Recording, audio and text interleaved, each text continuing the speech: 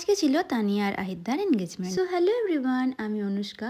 আশা করছি তোমরা সবাই খুব ভালো আছো। তোমাদের সবাইকে স্বাগত আরও নতুন একটি ব্লগ। দিনটা ছিল 16ই নভেম্বর সানডে, আর আমরা প্রথমেই চলে গেছিলাম বেনাচিতি। আগের দিনের ব্লগে দেখেছো বেনাচিতিতে কিন্তু আমরা কিছু জামা কাপড় দিয়েছিলাম ড্রাই ক্লিনের জন্য। তো প্রথমে গিয়েছিলাম ওগুলোকেই নিয়ে আসতে। আর দুর্গাপুর যাচ্ছি, কোনো কাজ থাকবে না, এটা তো হতেই পারে না। তো দুর্গাপুরে গেলেই কিন্তু আমাদের কিছু কিছু কাজ থাকে, সেই টুকটাক কাজগুলো তাড়াতাড়ি করে সেরে নেওয়ার চেষ্টা করি। ব্যান্ডবক্স থেকে জামা কাপড় নেওয়ার পর আমরা চলে গেছিলাম প্রান্তিকা, কারণ ওখান থেকেও আমার একটা ড্রেস নেওয়ার ছিল।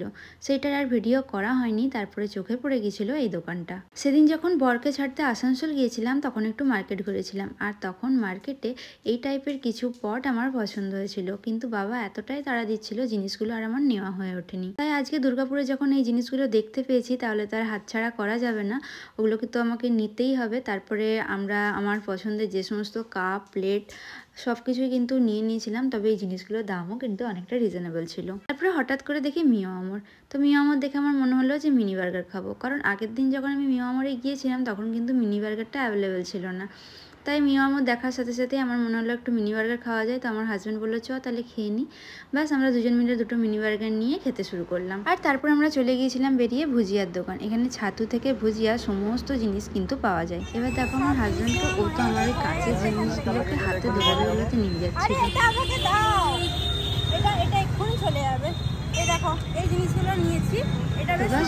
নিয়ে নিলাম, কারণ ওর হাত থেকে না নিলে তোমাদেরকে বাড়িতে গিয়ে আর দেখাতে পারতাম না। বেনাচিতিতে সমস্ত কাজ সারার পর আমরা সোজা চলে যাচ্ছিলাম সিটি সেন্টার, কারণ ওখান থেকে আমি দানিয়ার গিফটটা নেব। আর একটুও দেরি না করে আমরা কিন্তু চলে যাব ভেন্যুতে। প্রায় 12টা বাজে, অনেকটাই লেট হয়ে গেছে। তো আজকে আমাদের ভেন্যু ছিল ধানিলঙ্কা। তো আমরা ভেন্যুতে পৌঁছে গেছিলাম, কিন্তু আমি জানেন তো ভুল রাস্তায় ঢুকে যাচ্ছিলাম। তারপরে যাই হোক ওপরের সিঁড়িটা দেখে ওই সাইডে গেলাম, কিন্তু একবার যেহেতু ভুল জায়গায় ঢুকেছি ওই জন্য হচ্ছে যে আমার একটু ভয় লাগছিল, যে মনে হচ্ছিলো এখানেই তো। যাই হোক নিচে যখন মেহেকের সঙ্গে দেখা হয়ে গেল তাই আর ভয় লাগেনি, সোজা কিন্তু ঢুকে পড়েছিলাম। এখানে দেখো সায়নী, আমাদের আপকামিং ব্রাইড। আর যাওয়ার সাথে সাথে কাকিমা কিন্তু আমাদেরকে বসিয়ে দিয়েছিল ব্রেকফাস্টের জন্য। ব্রেকফাস্টে ছিল নান, ছোলা আর চিলি চিকেন, মিষ্টি। খাবারের টেস্ট কিন্তু অসাধারণ ছিল। তারপরে আমরা চলে গেছিলাম ওর এনগেজমেন্টের কেক রেডি করতে। অনেকেই কিন্তু ভেবে থাকে যে তানিয়া আমার স্কুলের ফ্রেন্ড, কিন্তু সত্যি কথা বলতে কি ও আমার স্কুল ফ্রেন্ডও নয়, কলেজ ফ্রেন্ডও নয়। আমরা যে একসাথে জব করতাম আর ওখান থেকে কিন্তু আমাদের ফ্রেন্ডশিপ। এটা হলো পূজা, ও হচ্ছে তানিয়ার একদম ছোট্টবেলাকার বন্ধু।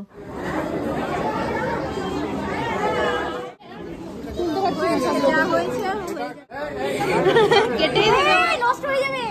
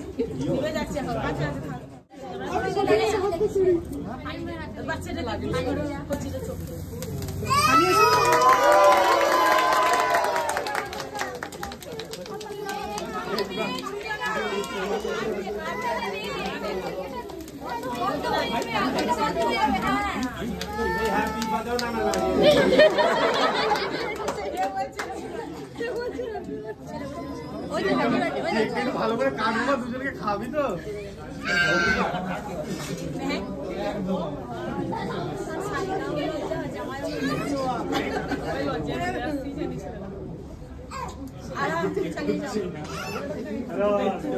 এনে এটা খাও।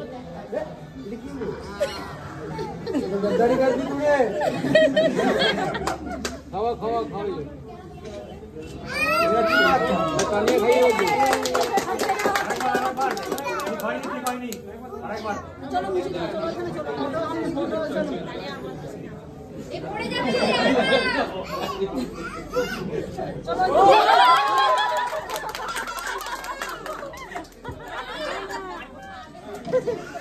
মারবে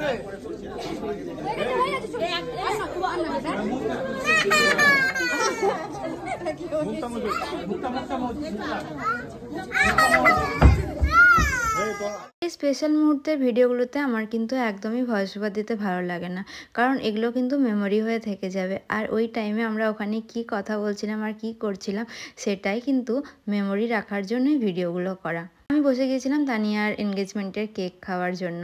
তো আমার হাজব্যান্ডকে বলছিলাম কেকটা খেতে হয় ওর মঙ্গলের জন্য, তো তুমিও একটু খাও। যাই হোক, ও কিন্তু খেয়ে নিল। এখানে আমি দুবার কেক খাচ্ছিলাম। তো আমার হাজব্যান্ড আমাকে বলছিল তুই দুবার কেক খাচ্ছিস, তাহলে আমি ভিডিও করছি আর পরে তানিয়ার তো ওটা দেখবে, দেখার পর বলবে দেখ তুই কত হ্যাংলা। কিন্তু সত্যি কথা বলতে কি, আমি যে কেক খেয়েছি দুবার, এটা দেখে এই ভিডিওটা যদি ও দেখে বা কাকিমা দেখে, তাহলে কাকিমা খুশিই হবে। কাকিমা বলবে আলটিমেটলি আমি খেয়েছি। যাই হোক, কেকটা কিন্তু ভীষণ টেস্টি ছিল, তাই আমি দুবার কেকটা নিয়ে খেয়েছিলাম।